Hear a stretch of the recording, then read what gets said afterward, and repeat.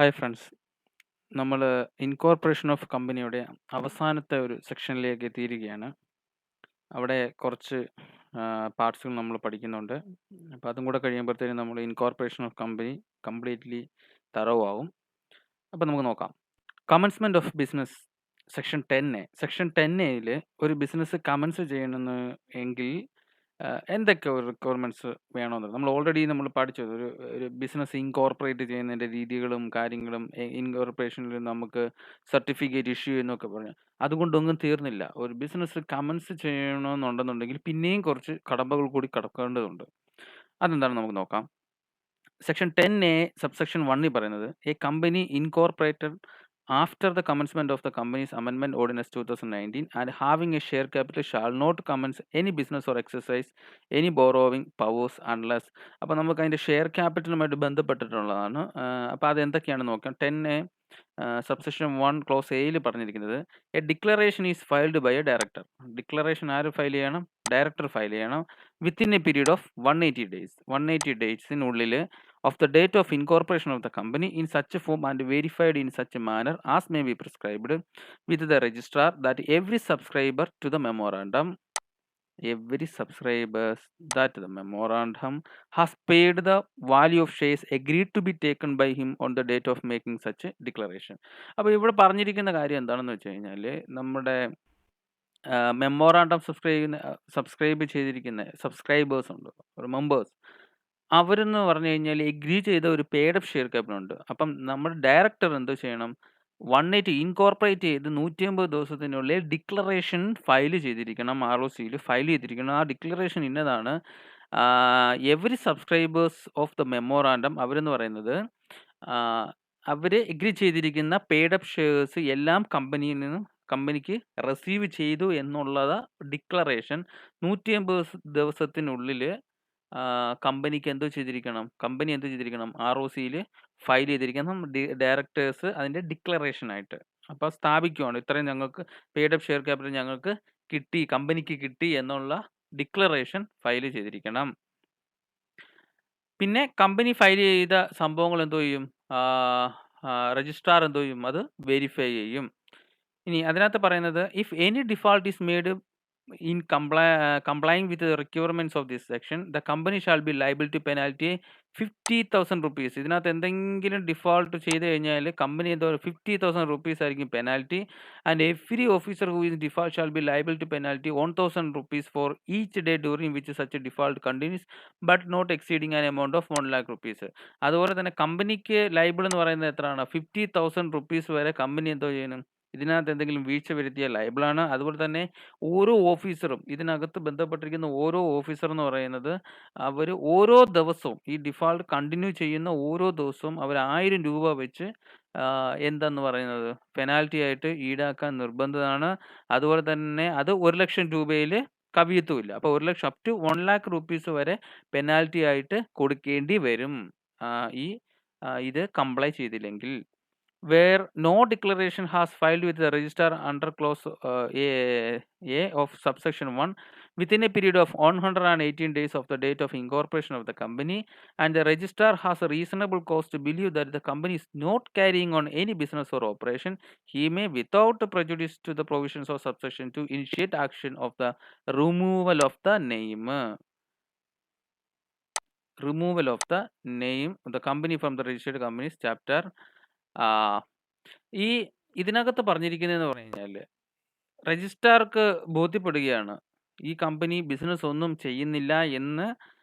രജിസ്ട്രാർക്ക് ഏതെങ്കിലും തരത്തിലൊരു സംശയം ഉണ്ടാകാനിടയായാൽ രജിസ്ട്രാർ അത് വെരിഫൈ ചെയ്യും. അത് സത്യമെന്ന് തെളിഞ്ഞു കഴിഞ്ഞാൽ രജിസ്ട്രാർക്ക് എന്താ ചെയ്യാം? ഈ കമ്പനിയുടെ പേര് ഒഴിവാക്കാം. റിമൂവൽ. ഈ കമ്പനിയുടെ പേര് എന്തോ ചെയ്യും? രജിസ്റ്ററിൽ നിന്ന് എന്ത് ചെയ്യും? റിമൂവ് ചെയ്യും. അപ്പം കമ്പനി അവർ ഇൻകോർപ്പറേറ്റ് ചെയ്ത് കഴിഞ്ഞാൽ അതിൻ്റെ ബിസിനസ് കമൻസ് ചെയ്തിരിക്കണം. അല്ലാത്ത പക്ഷം രജിസ്ട്രാർക്ക് ഏതെങ്കിലും തരത്തിൽ റീസണബിൾ ഇതിനകത്തുള്ളിൽ ഈ പറയുന്ന 180 ഡേയ്സിനുള്ളിൽ ഈ ഡിക്ലറേഷൻ ഒന്നും ഫയൽ ചെയ്തില്ല എങ്കിൽ രജിസ്ട്രാർക്ക് തോന്നുവാണ്. അപ്പം പിന്നെ ബിസിനസ് ഒന്നും കമൻസ് ചെയ്തിട്ടില്ല എന്ന് തോന്നുവാണെങ്കിൽ കമ്പനിയുടെ പേര് തന്നെ രജിസ്റ്ററിൽ നിന്ന് റിമൂവ് ചെയ്യപ്പെടും. അതാണ് അതിനകത്ത് പറഞ്ഞിരിക്കുന്നത്. As per Rule 23A, declaration at the time of commencement of business of the companies, declaration under Section 10A by a director shall be prescribed form with prescribed fees, and the content of the said form shall be verified by a company secretary, chartered accountant, or a cost accountant in practice.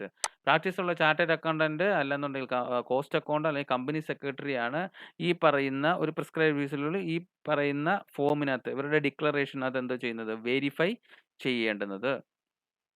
In case of a company pursuing object require registration or approval for any sector regulation such as the Reserve Bank of India, Securities and Exchange Board of India, etc., the registration or approval, as the case may be, form such a regulator shall also be obtained and attached with the declaration. ഇനി പറയുന്ന പോലെ insurance മേഖലയാണെന്നുണ്ടെങ്കിൽ അതുപോലെ തന്നെ banking മേഖലയാണെന്നുണ്ടെങ്കിൽ അതിനെ ഭരിക്കുന്ന regulatory ബോഡീസുകളുണ്ട്, sectoral regulators ഉണ്ട്. അപ്പം അവരുടെയും കൂടെ അപ്രൂവൽ നിർബന്ധമാണ്. ഇപ്പോൾ ബാങ്കിങ് സെക്ടേഴ്സ് ആണെന്നുണ്ടെങ്കിൽ റിസർവ് ബാങ്ക് ഓഫ് ഇന്ത്യയുടെ അപ്രൂവലും കൂടെ ആവശ്യം. അപ്പോൾ അങ്ങനെയാണെന്നുണ്ടെങ്കിൽ ആ അപ്രൂവലും കൂടി ചേർത്തിട്ട് വേണം ഇത് ഫയൽ ചെയ്യാൻ. അവരുടെ ഡിക്ലറേഷൻ ഇതും കൂടെ ഇതിൻ്റെ കൂട്ടത്തിൽ അറ്റാച്ച് ചെയ്തിരിക്കണം. സോ ഇത്രയാണ് സെക്ഷൻ 10A ബിസിനസ് കമൻസ്മെൻറ്റിൽ പറയുന്നത്. അടുത്തെന്ന് പറയുന്നത് rectification of name of a company. Section 16 പറയുന്നതാണ് കമ്പനിയുടെ നെയിം റെക്ടിഫൈ ചെയ്യുന്നത്. നമ്മൾ ഇതൊക്കെ ഓൾറെഡി കണ്ടതാണ്. എനിവേ നമ്മൾ വീണ്ടും നോക്കുന്നു. According to section 16, if through inadvertence or otherwise a company on its first registration or on its registration by a new name ഈ രജിസ്റ്റേർഡ് ബൈ നെയിം വിച്ച് ഇപ്പം നമ്മുടെ കമ്പനിയുടെ പുതിയ നെയിം രജിസ്ട്രേഷനിൽ എടുക്കുന്നതിനെ പറ്റിയൊക്കെ നമ്മൾ ഓൾറെഡി അവിടെ നെയിം ക്ലോസിലൊക്കെ കണ്ടതാണ്. എങ്കിലും ഇവിടെ പറയുന്നത് in the opinion of the central government is identical with to nearly resemble the name by which a company in existence had been previously registered, whether under this act or any previous company law, it may direct the company to change its name, and the company shall change its name or a new name as the case may be within a period of 3 months. From the issue of such a declaration after adopting an order or resolution for the purpose. അപ്പം ഈ company incorporate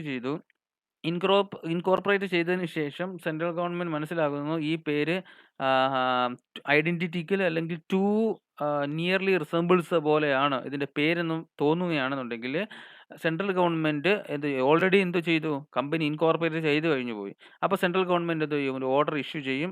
3 monthsനുള്ളിൽ ഈ കമ്പനിയുടെ പേര് change ചെയ്തിട്ട് പുതിയ പേരാക്കാനുള്ള order issue ചെയ്യും. അപ്പം അത് ഓർഡർ കിട്ടിക്കഴിഞ്ഞ്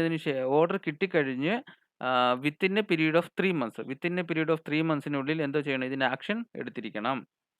അതുപോലെ തന്നെ on an application by a registered proprietor of a trade mark that the name is identical with to nearly resembles to a registered trade mark of such proprietor under the trade mark act 1999 made to the central government within 3 years of incorporation or registration or change of a name of a company, whether under this act or any previous company law, in the opinion of the central government is identical with the two nearly resembles to an existing trademark, it may direct the company to change the name of, and the company shall change its name and new name as the case may be within a period of 6 months from the issue of such a direction after adopting such an order or resolution for the purpose.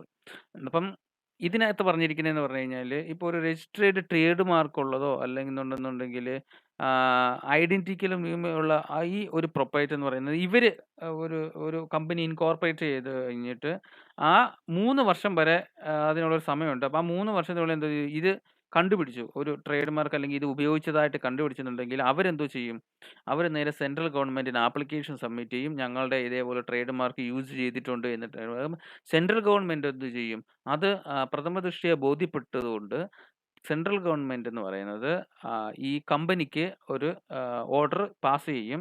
അവരുടെ പേരും അതുപോലെ അവരുടെ use ചെയ്തിരിക്കുന്ന trade മാർക്കും നേരത്തെ ഉണ്ടായിരുന്നതാണ്, അതുകൊണ്ട് അത് മാറ്റാൻ വേണ്ടി കമ്പനിക്ക് ഓർഡർ ചെയ്യും. ആ ഓർഡർ കിട്ടി within a period of 6 months, 6 മാസത്തിനുള്ളിൽ സെൻട്രൽ ഗവൺമെൻറ് ഓർഡർ കിട്ടി 6 മാസത്തിനുള്ളിൽ കമ്പനി എന്ത് ചെയ്തിരിക്കണം, അവരുടെ പേര് അല്ലെങ്കിൽ ഇത് മാറ്റാൻ ചെയ്തിരിക്കണം എന്നാണ് അതിൽ പറഞ്ഞിരിക്കുന്നത്. Where a company changes name or obtain a new name under subsection 1, it shall be within a period of 15 days from the date of such a change, give notice to change the registrar along with the order of the central government, who shall carry out necessary changes of the certificate of incorporation and the memorandum. ഇനി ഇതുപോലത്തെ കേസുകളിൽ central government order issue ചെയ്തു. അപ്പോൾ അതിനുശേഷം അതിൽ കൂടെ നമ്മുടെ company എന്ത് ചെയ്തു, അതിൻ്റെ പേര് മാറ്റിയെങ്കിൽ അത് കഴിഞ്ഞതിന് ശേഷം വിത്തിൻ 15 ഡേയ്സിനുള്ളിൽ കമ്പനി എന്ത് ചെയ്തിരിക്കണം? ആം, അതിൻ്റെ ബാക്കിയുള്ള നെസസറി ചേഞ്ചസ് വരുത്തുന്നുള്ള ഇതോടുകൂടി രജിസ്ട്രാർക്ക് എന്ത് ചെയ്തിരിക്കണം? നോട്ടീസ് കൊടുത്തിരിക്കണം. അങ്ങനെ കൊടുത്തു കഴിഞ്ഞു കഴിഞ്ഞാൽ രജിസ്ട്രാർ എന്ത് ചെയ്യും? ആ സർട്ടിഫിക്കറ്റ് ഓഫ് ഇൻകോർപ്പറേഷനിൽ നെസസറി ചേഞ്ച് ചെയ്തതിന് ശേഷം അത് ഇഷ്യൂ ചെയ്തിരിക്കും. If A company makes the default in compliance with any direction, അപ്പോൾ ഇങ്ങനെയുള്ള ഡയറക്ഷനിൽ കമ്പനി വീഴ്ച വരുത്തിയാൽ എന്തായിരിക്കും പ്രശ്നം? കമ്പനി ആണെന്നുണ്ടെങ്കിൽ fine of 1000 rupees for every day during which the default continuous. Default continue ചെയ്യുന്ന ഓരോ ദിവസവും 1000 വെച്ച് എന്ത് ചെയ്യണം? പെനാൽറ്റി അടയ്ക്കേണ്ടി വരും കമ്പനി ആണെങ്കിൽ. അതുപോലെ എവരി ഓഫീസർ ആണെന്നുണ്ടെങ്കിൽ fine is varying from 5000 rupees to 1,00,000 rupees. 5000 തൊട്ട് 1,00,000 രൂപയുള്ള ഏതെങ്കിലും ഒരു എമൗണ്ട്, അവിടെ 5000 മുതൽ 1,00,000 വരെയുള്ള ഏത് എമൗണ്ട് വേണമെങ്കിലും എന്ത് ചെയ്യാം? പെനാൽറ്റി ആയിട്ട് അടയ്ക്കേണ്ടി വരും ഇതിനുമായിട്ട് ബന്ധപ്പെട്ടിരിക്കുന്ന ഓഫീസേഴ്സ്. അടുത്ത പോയിന്റ് എന്ന് പറയുന്നത് conversion of companies already registered. According to Section 18 of the Companies Act 2013, a company may convert itself in some other class of company by altering its memorandum and articles of association following is the law with respect to the conversion of the companies already registered. ഇതിനകത്ത് പറഞ്ഞിരിക്കുന്നത് പറഞ്ഞു കഴിഞ്ഞാൽ ഒരു existing company ഉണ്ട്, ആ company അതിൻ്റെ class മാറുന്നു എന്ന് പറഞ്ഞു കഴിഞ്ഞാൽ ഇപ്പോൾ പ്രൈവറ്റ് കമ്പനി പബ്ലിക് ആയിട്ടും പബ്ലിക് പ്രൈവറ്റ് ആയിട്ടും ഒക്കെ മാറുന്നു. അപ്പോൾ അതിൻ്റെ ക്ലാസ് മാറി. അതുപോലെ ഈ മെമ്മോറാണ്ടം അല്ലെങ്കിൽ ആർട്ടിക്കിൾസ് ഓഫ് അസോസിയേഷൻ ആൾട്ടർ ചെയ്തുകൊണ്ട് ഏതെങ്കിലും കമ്പനി വേറെ ഏതെങ്കിലും ക്ലാസ്സിലെ കമ്പനിയിലേക്ക് കൺവേർട്ട് ചെയ്യുകയാണെന്നുണ്ടെങ്കിൽ അതിൻ്റെ ഉള്ള ലോ ആണ് പറഞ്ഞു വരുന്നത്. By altering of memorandum and articles, a company of any class registered under this act may convert itself as a company or other class under this act by altering of memorandum and articles of a company in accordance with the provisions of this chapter. ഒന്നെന്ന് പറയുന്നത് അങ്ങനെ convert ചെയ്യണമെന്നുണ്ടെങ്കിൽ അതെന്ത് ചെയ്തിരിക്കണം? Memorandum and articles എന്ത് ചെയ്യണം? Alter ചെയ്തിട്ട് convert ചെയ്യാം. File an application to the registrar. അത് കഴിഞ്ഞ ശേഷം എന്ത് ചെയ്യണം? Where such a conversion of companies required to be done, the company shall file an application to the registrar who shall after satisfying himself that the provision applicable for registration of companies have been complete with clause the former registration of the company. അത് കഴിഞ്ഞ ശേഷം company അങ്ങനെ decide ചെയ്തിട്ടുണ്ടെന്നുണ്ടെങ്കിൽ alter ചെയ്തു, അതിനുശേഷം അതെന്തോ ചെയ്യണം? ഈ രജിസ്ട്രാർക്ക് application file ചെയ്യണം. അപ്പോൾ ആ രജിസ്ട്രാർക്ക് ഇത് ബോധ്യപ്പെട്ടു, ഇതിൻ്റെ അകത്തെ കാര്യങ്ങളെല്ലാം കറക്റ്റാണ് എന്ന് ബോധ്യപ്പെട്ട് കഴിഞ്ഞ് കഴിഞ്ഞാൽ അതിൻ്റെ രജിസ്ട്രേഷൻ നടക്കും. Issue of A certification of incorporation after registering required documents issue certificate same manor as it's first registration. ഇപ്പോൾ ഫസ്റ്റ് രജിസ്ട്രേഷൻ ചെയ്തതുപോലെ തന്നെ അതിൻ്റെ കംപ്ലൈ ചെയ്യുകയാണെന്നുണ്ടെങ്കിൽ ആ കമ്പനി അതിൻ്റെ ബാക്കി ഡോക്യുമെന്റ്സ് എല്ലാം ഇഷ്യൂ ചെയ്യുകയാണെങ്കിൽ രജിസ്ട്രാർ എന്ത് ചെയ്യും? അത് ബോധ്യപ്പെട്ട് കഴിഞ്ഞാൽ സർട്ടിഫിക്കറ്റ് ഓഫ് ഇൻകോർപ്പറേഷൻ ഇഷ്യൂ ചെയ്യും. ആദ്യത്തെ പോലെ തന്നെ ഇഷ്യൂ ചെയ്യും. അതുപോലെ തന്നെ വേറൊരു കാര്യമുണ്ട്, no effect on debts liabilities etcetera include before conversion. The registration of a company under this section shall not affect any debts liabilities obligation or contracts incurred or entered into by on behalf of the company before conversion of such debts and liability obligation and contracts may be enforced in the manner if such registration has not been done. അപ്പം ഈ liabilities അല്ലെങ്കിൽ ഡെബ്റ്റ്സ് ഇതുപോലെ എന്തെങ്കിലുമൊക്കെ കാര്യങ്ങൾ ഉണ്ടെന്നുണ്ടെന്നുണ്ടെങ്കിൽ കമ്പനിക്ക് ഒരിക്കലും convert ചെയ്യാൻ പറ്റത്തില്ല. അപ്പോൾ അത് ആദ്യം സെറ്റിൽ ചെയ്തതിന് ശേഷം മാത്രമേ കമ്പനിക്ക് ക്ലാസ് മാറ്റാൻ പറ്റത്തുള്ളൂ. അപ്പം ലയബിലിറ്റീസ് അല്ലെങ്കിൽ ഡെബ്റ്റ്സ് എല്ലാം എന്തോ ചെയ്തിരിക്കണം? സെറ്റ് ഓഫ് ചെയ്തിരിക്കണം, ക്ലിയർ ചെയ്തിരിക്കണം. അടുത്ത subsidiary company not to hold shares in holding company. ഇത് വളരെ പ്രധാനപ്പെട്ട ഒരു സംഭവങ്ങളാണ്. സബ്സിഡിയറി കമ്പനി ഒരിക്കലും അതിൻ്റെ ഹോൾഡിംഗ് കമ്പനിയുടെ ഷെയർസ് ഹോൾഡ് ചെയ്യാൻ പറ്റുന്നില്ല എന്നുള്ള കാര്യങ്ങളാണ്. എന്താണ് സബ്സിഡിയറി കമ്പനി, എന്താണ് ഹോൾഡിംഗ് കമ്പനി എന്ന് നമ്മൾ ഓൾറെഡി പറഞ്ഞു. അതായത് ഒരു കമ്പനിക്ക് വേറൊരു കമ്പനിയുടെ മേളിൽ 50% എബോവ് വോട്ടിംഗ് പവേഴ്സ് ഉണ്ടെന്നുണ്ടെങ്കിൽ ഏത് കമ്പനിയുടെ മേളിലാണോ 50% എബോവ് വോട്ടിംഗ് റൈറ്റ്സ് ഉള്ളത് ആ കമ്പനി മറ്റേ കമ്പനിയുടെ സബ്സിഡിയറി കമ്പനിയും, ആ കമ്പനി ഈ സബ്സിഡിയറി കമ്പനിയുടെ 50% ഒരു കമ്പനിയുടെ 50% മേളിൽ ഹോൾഡ് ചെയ്തിരിക്കുന്ന വോട്ടിംഗ് പവർ ഹോൾഡ് ചെയ്തിരിക്കുന്ന കമ്പനിയെ അതിൻ്റെ ഹോൾഡിംഗ് കമ്പനി എന്നും വിളിക്കും. അപ്പോൾ അതിനകത്ത് കേസുകളാണ് പറഞ്ഞിരിക്കുന്നത്. സെക്ഷൻ 19-ലുള്ളതാണ്. No company shall either by itself or through its nominees hold any shares in holding company and no holding company shall alter or transfer its shares to any of its subsidiary company and any allotment or transfer of shares of a company to its subsidiary company shall be void. അപ്പോൾ holding company subsidiary company ഒരിക്കലും holding കമ്പനിയുടെ shares hold ചെയ്യാൻ പറ്റത്തില്ല. അതുപോലെ തന്നെ holding company ഒരിക്കലും subsidiary കമ്പനിക്ക് അവരുടെ ഷെയർസ് ട്രാൻസ്ഫർ ചെയ്യാനും പാടില്ല. അങ്ങനെ എന്തെങ്കിലും സംഭവിച്ചാൽ തന്നെ ആ ട്രാൻസാക്ഷൻ എന്ന് പറയുന്നത് എന്തുമായിരിക്കും? വോയിഡ് ആയിരിക്കും. Provided that nothing in subsection shall apply in the case. ഇനി ചില സംഗതികളിൽ അങ്ങനെയൊക്കെ ഹോൾഡ് ചെയ്യാനുള്ള ഒരു വ്യവസ്ഥയുണ്ട്. അത് ഏതൊക്കെയാണെന്ന് നോക്കാം. where the subsidiary company holds such shares as a legal representative of the deceased member of the holding company. അപ്പോൾ ഹോൾഡിംഗ് കമ്പനിയുടെ ഏതെങ്കിലും ഒരു ഡിസീസ്ഡ് മെമ്പറിൻ്റെ ഒരു റെപ്രസെൻറ്റേറ്റീവ് എന്ന രീതിയിൽ സബ്സിഡിയറി കമ്പനിക്ക് അവരുടെ ഷെയർസ് എന്തോ ചെയ്യാം, ഹോൾഡ് ചെയ്യാനുള്ളൊരു അവകാശമുണ്ട്. Where subsidiary company hold such shares as a trustee ആയിട്ട് കമ്പനിയുടെ ഷെയർസ് സബ്സിഡിയറി കമ്പനിക്ക് എന്തോ ചെയ്യാം, ഷെയർസ് ഹോൾഡ് ചെയ്യാം. Where the subsidiary company is a share holder even before it become the subsidiary company of the holding company. ആദ്യമേ holding company ഇതിനെ subsidiary company ആക്കുന്നതിന് മുന്നെയാണ് ഈ സബ്സിഡിയറി കമ്പനിക്ക് ആ ഹോൾഡിംഗ് കമ്പനിയുടെ ഷെയർസ് ഹോൾഡ് ചെയ്തിരുന്നെങ്കിൽ അതിലും പ്രശ്നമൊന്നും ഇല്ല. However, the subsidiary company referred or in preceding provision shall have right to vote at a meeting of the holding company only in respect of the shares held by its legal representatives or a trustee as referred to the class or class of the said provision. അപ്പം എന്നിരുന്നാൽ തന്നെയും subsidiary കമ്പനിക്ക് ഇതിനകത്ത് പ്രൊവിഷനിൽ പറഞ്ഞിരിക്കുന്നതാണ് ഈ have right to voting at a meeting of the holding company only in respect of the shares. അതായത് അവർ ഷെയർ ചെയ്യുന്ന ലീഗൽ റെപ്രസെൻറ്റേറ്റീവ് പേര് ട്രസ്റ്റി എന്ന ആ നിലയിലേക്ക് മാത്രമേ ഇതിനകത്ത് എന്തോ ചെയ്യാൻ പറ്റത്തുള്ളൂ, ഇതിൽ ആ വോട്ടിംഗ് ഈ മീറ്റിംഗിൽ അതിൻ്റെ റൈറ്റ് ടു വോട്ട് ഉപയോഗിക്കാൻ സാധിക്കത്തുള്ളൂ. The reference in section of the shares of holding company which is a company limited by guarantee or an unlimited company not to have share capital shall be considered as refer the interest of its member whatever to be form of interest. Okay, ഇതിനകത്ത് പ്രത്യേകിച്ചൊന്നുമില്ല. ഇനി അടുത്ത service of documents section 20. Section 20 of the Companies Act 2013 provides the mode of which documents may be served on the company or the members also registers. ഇനി section 20 എന്ന് പറയുന്നത് ഇതിൻ്റെ documents serve ചെയ്യുന്നതിനെ പറ്റിയാണ്. അതെങ്ങനെയാണ് നോക്കാം. Serving of documents to company, അതായത് documents കമ്പനിയിലേക്ക് സെർവ് ചെയ്യുന്ന ഏതൊക്കെ മോഡ് വഴിയാണ്. A document may be served on company on an officer through by sending it to the company or the officers at the registered office of the company by. അപ്പോൾ അതിന് കമ്പനിയുടെ ഈ communications എല്ലാം മേടിക്കുന്നതിൻ്റെ registered ഓഫീസിലാണെന്ന് പറഞ്ഞിട്ടുണ്ടായിരുന്നു. So അങ്ങനെയാണെന്നുണ്ടെങ്കിൽ അതിൻ്റെ എങ്ങനെയാണ് documents ഒരു കമ്പനിയിലേക്ക് സെർവ് ചെയ്യുന്നതെന്ന് പറഞ്ഞു കഴിഞ്ഞാൽ ഇതർ ത്രൂ രജിസ്റ്റേർഡ് പോസ്റ്റ് വഴിയോ അല്ലെങ്കിൽ സ്പീഡ് പോസ്റ്റ് വഴിയോ അല്ലെങ്കിൽ കൊറിയർ സർവീസോ അല്ലെന്നുണ്ടെന്നുണ്ടെങ്കിൽ ആ രജിസ്റ്റേർഡ് ഓഫീസിലേക്ക് നേരിട്ട് കൊണ്ടെത്തിക്കുകയോ അല്ലെങ്കിൽ ഏതെങ്കിലും ഇലക്ട്രോണിക് അല്ലെങ്കിൽ ഏതെങ്കിലും അതർ മോഡ് എന്താണ് പ്രിസ്ക്രൈബ് ചെയ്തിരുന്നത് ആ മോഡ് വഴി എന്ത് ചെയ്യാം, ഡോക്യുമെന്റ്സ് കമ്പനിയിലേക്ക് സെർവ് ചെയ്യാം. However, where securities are held with the depository, the records of the beneficial ownership may be served by such a depository on the company by means of electronic other mode. അപ്പോൾ ഇനി securities എന്തെങ്കിലും ആണെങ്കിൽ അതാണ് held ചെയ്യുന്നുണ്ടെന്നുണ്ടെങ്കിൽ അത് electronic മോഡിൽ നിർബന്ധമായിട്ടും company എന്തോ ചെയ്തിരിക്കണം, സെർവ് ചെയ്തിരിക്കണം. ഇനി serving of document registrar or member, അതായത് രജിസ്ട്രാർക്കോ അല്ലെങ്കിൽ മെമ്പർക്കോ കമ്പനി ഡോക്യുമെന്റ്സ് എങ്ങനെ സെർവ് ചെയ്യാന്ന് ഉള്ളതാണ്. ഇപ്പം നമ്മളത് കമ്പനിയിലേക്ക് ഡോക്യുമെന്റ്സ് വരുന്നതാണ്. ഇനി കമ്പനി ഡോക്യുമെന്റ്സ് മെമ്പേഴ്സിന് അല്ലെങ്കിൽ രജിസ്ട്രാർക്കോ എങ്ങനെയാണത് കൊടുക്കുന്നത് എന്നുള്ളതാണ്.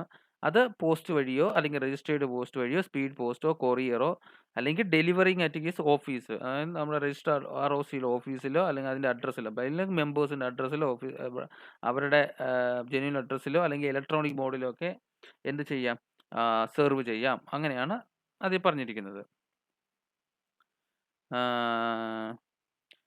However, a member may request for delivery of any document through a particular mode for which she shall pay such fees as may determine by the company's annual general meeting.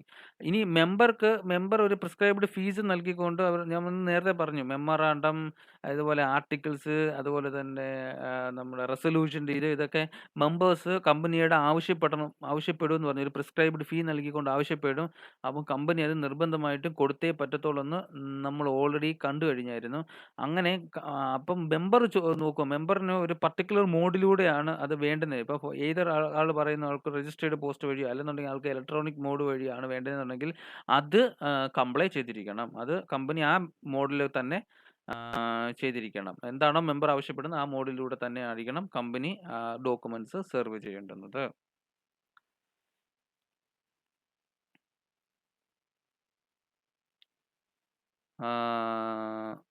ഇത് പ്രത്യേകിച്ച് ഇതില്ല, ഇത് same തന്നെയാണ് പറഞ്ഞിരിക്കുന്നത്.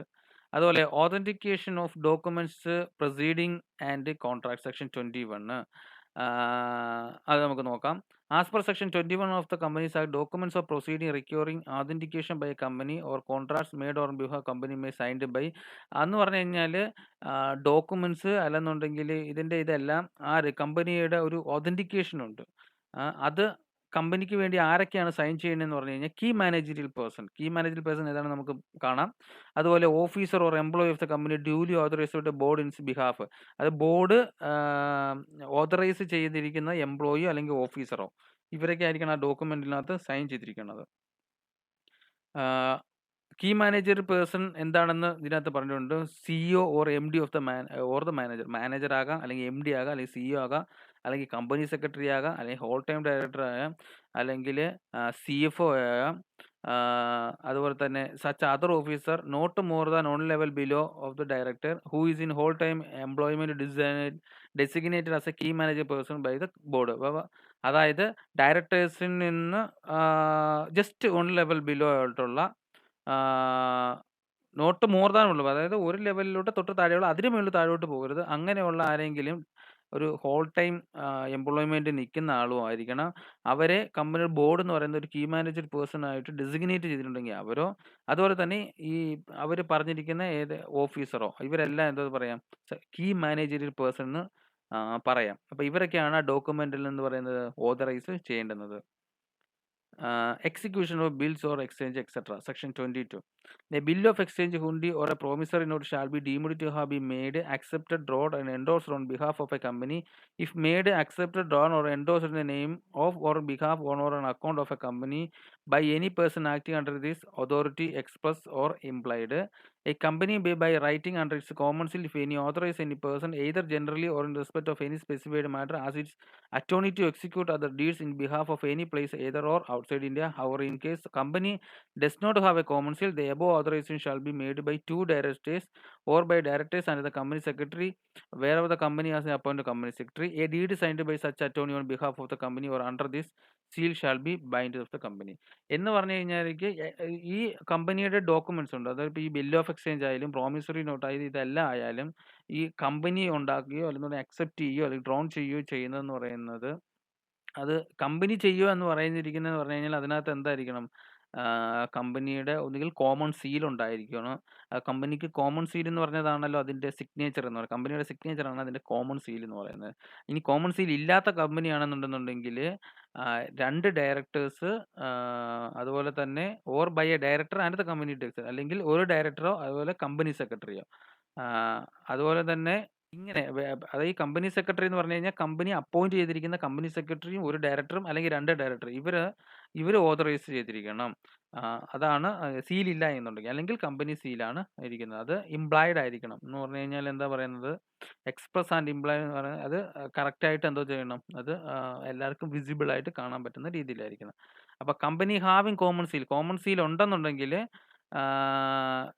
ഇന്ത്യയിലായാലും ഔട്ട്സൈഡേഴ്സിലായാലും ഈ common seal ഉപയോഗിക്കുന്നു. അല്ലാന്നുണ്ടെങ്കിൽ authorisation shall be made 2 ഡയറക്ടേഴ്സോ അല്ലെങ്കിൽ വേറെ company has A company secretary എന്ന് പറഞ്ഞു കഴിഞ്ഞാൽ ഒരു ഡയറക്ടർ അതുപോലെ ഒരു കമ്പനി സെക്രട്ടറി. ആ കമ്പനി സെക്രട്ടറി എന്ന് പറയുന്നത്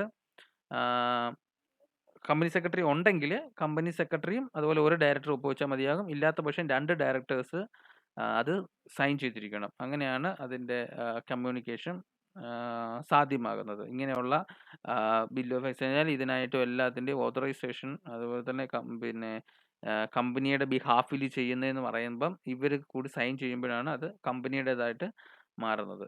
സോ ഇത്രയാണ് നമ്മുടെ മെയിനായിട്ടും ഇൻകോർപ്പറേഷൻ ഓഫ് കമ്പനിയുടെ സെക്ഷനിലുള്ളത്. സോ ഈ സെക്ഷനോട് കൂടി ഇത് കംപ്ലീറ്റ്ലി നമ്മൾ തറവായി കഴിഞ്ഞു. സോ ഇതിലൂടെ നമുക്ക് ബാക്കിയെല്ലാം പഠിക്കാം. അതിൻ്റെ ഒരു സമ്മറി പറഞ്ഞിട്ടുണ്ട്. കമ്പനി എന്ന് പറയുന്നത് ആർട്ടിഫിഷ്യൽ പേഴ്സൺ ആണ്, ഇൻവിസിബിൾ, ഇൻടാഞ്ചിബിൾ, ക്രിയേറ്റ് അണ്ടർ ലാ, distinct legal personality, perpetual succession.